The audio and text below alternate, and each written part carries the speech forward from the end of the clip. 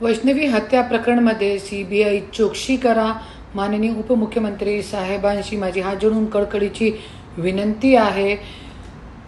जसं की असं माहीत पडलेलं आहे की 1.5 दिवसानंतर त्यांची FIR घेतली गेली होती वैष्णवी हत्या प्रकरणमध्ये आणि त्यानंतर जे कलम लावली होती ते नॉर्मल कलम होती आणि सगळ्यांना माहिती आहे की जे हगवणे कुटुंबामध्ये शशांकचे जे मामा आहे ते पोलीस अधिकारी आहे आणि शशांक आणि सुशीलच्या पॉलिटिकल कनेक्शन आहे, राष्ट्रवादीचे पदाधिकारी आहे. ते सगळी गोष्ट बघताना ते कुठे ना कुठे हे जे प्रकरण आहे त्याला राजकीय बळ मिळू नये त्याच्यासाठी हे जे प्रकरण आहे त्याची CBI चौकशी लावा.